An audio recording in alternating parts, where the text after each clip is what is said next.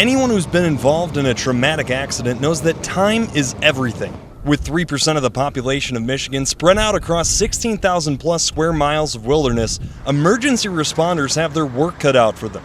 But EMT ground support now has help from above. Marquette General Hospital will now serve as a Valley Med Flight emergency transport location, providing UP residents with round-the-clock air ambulance services. This is going to cut down time. It's going to save people who are having heart attacks, who have strokes, the time-sensitive issues. This helicopter will really allow them to get their needs met a lot sooner. And in medicine, there's a saying, time is tissue.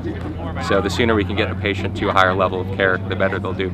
Right now, head injuries still come to Marquette General. It's just that they come by ground transport, and so that may take hours. From what I do in trauma, we have injuries that are really time sensitive, such as head injuries. And if you have a bad head injury with bleeding in the brain, Marquette General is the only hospital in the Upper Peninsula with neurosurgical coverage. And so those types of injuries need to get to definitive care as quickly as possible because they're very time sensitive, and we have the neurosurgeons here that can take care of that. And this chopper packs quite a punch when it comes to saving time. Typically, it turns out speeds of 135 miles an hour, allowing the flight team to reach any point in the UP in under an hour. On average, it takes an ambulance about an hour and 15 minutes to get from Escanaba to Marquette. Compare that to a paltry 24 minutes via helicopter, which offers the same level of emergency care as a hospital with just a slight increase in elevation. We do critical care medicine, so we're doing what happens in the ICU in this little aircraft. Wow. So that's kind of a learning curve for a lot of people as well.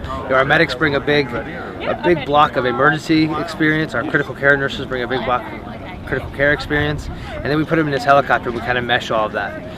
Once we get them out here, we'll get our nurses on the accident scenes, and we'll have them doing things that medics do. And then we'll get our medics in the ICUs and having them do things that nurses do. So they end up being very well cross-trained and able to work together. It's a very amazing team that meshes well together. And trust is key. I had plenty of faith in our pilot when I stepped on board, given his 16,000 plus hours of experience. But Mark can't navigate the skies alone.